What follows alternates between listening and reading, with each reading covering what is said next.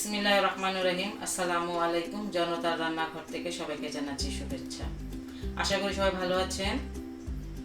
আজকে যে রেসিপিটি করব সেটা হচ্ছে চিংড়ি মাছের নাগেটস করব। চিংড়ি মাছের নাগেটস করার জন্য এখানে আমি নিয়েছি 1.5টা আলু, একটু বড় দেখে আলু নিয়েছি। আর এখানে 250 গ্রাম চিংড়ি মাছ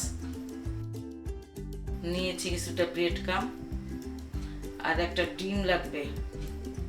এখানে শুকনো মরিচের গুঁড়া নিয়েছি, টালা জিরা গুঁড়া নিয়েছি, গরম মশলার গুঁড়া নিয়েছি আর নিয়েছি গোলমরিচের গুঁড়া, সবগুলো কোয়াটার চামচ করে, আর লবণ নিয়েছি স্বাদ মতন। আলুগুলো আমি গ্রেট করে নিব, একটু মোটাটা দিয়ে গ্রেট করছি।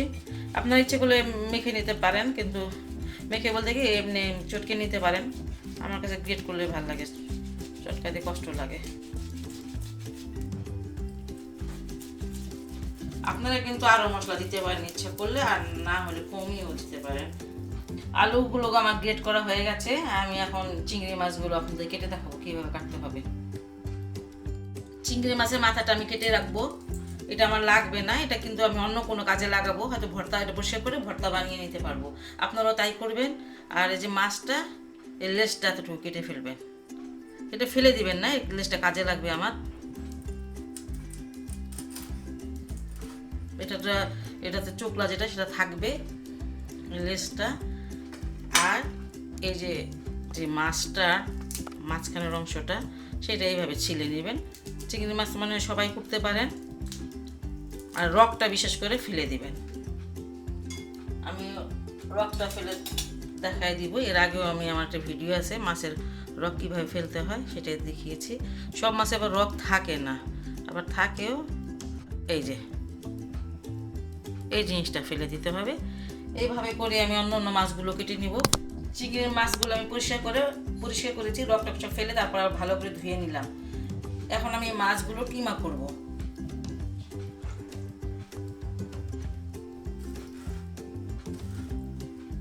প্রথমে মাছগুলো একটু ছোটো ছোটো কেটে নিব। আর যদি আপনারা ব্লেন্ড করতে চান তাও করতে পারেন, সমস্যা নেই। আগে একটু ছোটো ছোটো করে কেটে নেই, তারপরে কিমাটা করব।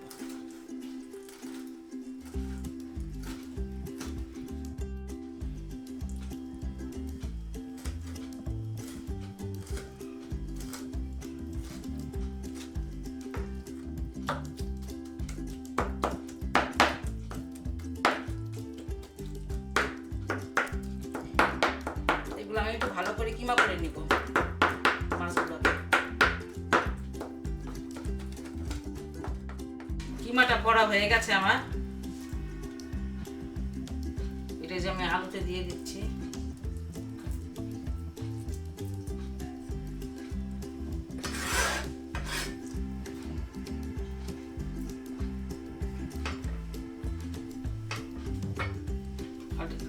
আমি সব মশলাগুলো এবং লবণটা দিয়ে দিচ্ছি। আমি হাতটা খুব ভালো করে ধুয়ে নিয়েছি, এখন এটা আমি মাখিয়ে নিব।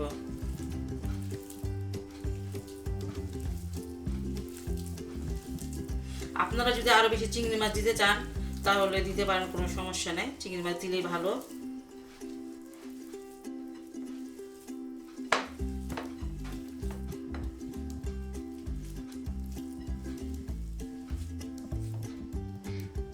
আমি এখানে 1 চামচ সয়া সস দিয়ে দিলাম।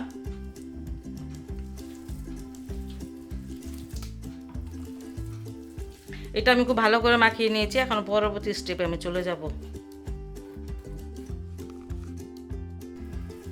হাতে একটুখানি তেল মাখিয়ে নেবেন, খুব কম একটু তেল মাখাবেন। আর এটাকে একটু গোল করবেন, একটু মানে উঁচা ধরনের গোল, চ্যাপটা না করে।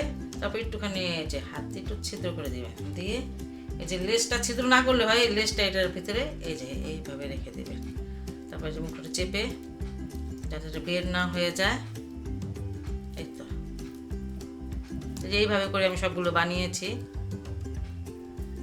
একটা দেখিয়ে দিলাম, খুব সহজ একটি জিনিস, আর দেখতে যেমন সুন্দর, খেতেও অনেক মজা।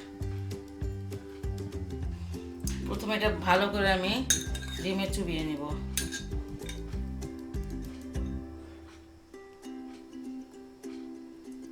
তারপর এটা আমি ব্রেড ক্রাম্বে দিয়ে দিলাম।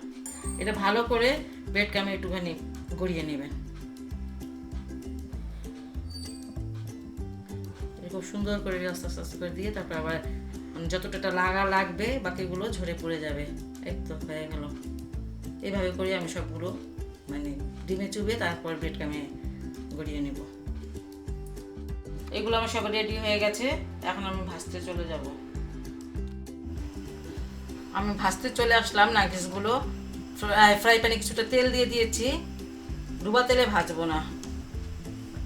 তেলটা মনে গরম হয়ে গেছে, একটা দিয়ে দেখি। তেলটা গরম হয়ে গেছে।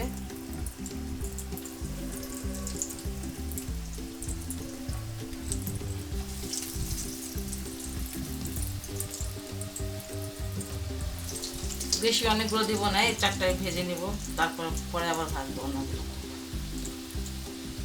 এদিকটায় কিছুটা ভেজে নিলাম, আর একটু ভাজা লাগবে, কিন্তু আমি একটু উল্টিয়ে দিচ্ছি, মানে ঘুরিয়ে টুরিয়ে ভাজবো আর কি। ওইভাবে তো উল্টাতে পারবো না, কারণ যে লেজটার জন্য ওইভাবে উল্টানো যাবে না। এই যেভাবে একটু ঘুরিয়ে ঘুরিয়ে ভাজতে হবে, একটু সময় নিয়ে ভাজতে হবে, কারণ চিংড়ি মাছটা তো কাঁচা। আর একজন আমাকে বলেছেন যে আন্টি আপনার কি চামচ নাই? হ্যাঁ রে বাবা, চামচ আছে অনেক, কিন্তু এটা গরম হয় না, এই জন্যই আমি এটা দিয়ে ভাজি। এরকমও কয়েকটা আছে। যাই হোক, এটা দিয়ে ভাজতে আমার ভালো লাগে, হালকা পাতলা জিনিস আছে, এই জন্যই। চামচ থাকবে না কেন, চামচ আছে।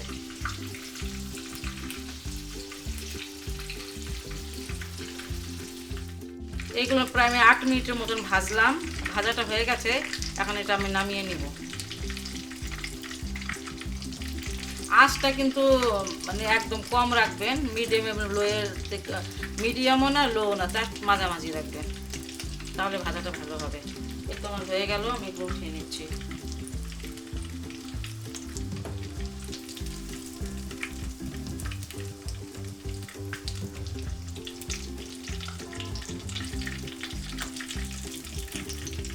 আর এইভাবে করে আমি অন্যগুলো ভেজে নেব, কারণ একটু ভালো করে ভাজতে হবে আপনার, না কারণ চিংড়ি মাছটা তো আমাদের কাঁচা, তাই না? চিংড়ি মাছটার জন্য একটু ভালো করে ভাজতে হবে।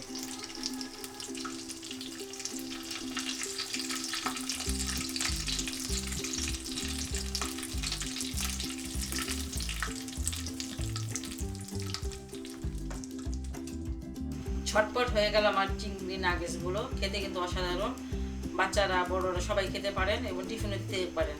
আর যদি আমার এই রেসিপিটা আপনাদের ভালো লাগে, তাহলে অবশ্যই আমার চ্যানেলকে লাইক, কমেন্ট এবং সাবস্ক্রাইব করবেন। সে পর্যন্ত সবাই ভালো থাকুন, সুস্থ থাকুন, নিরাপদে থাকুন।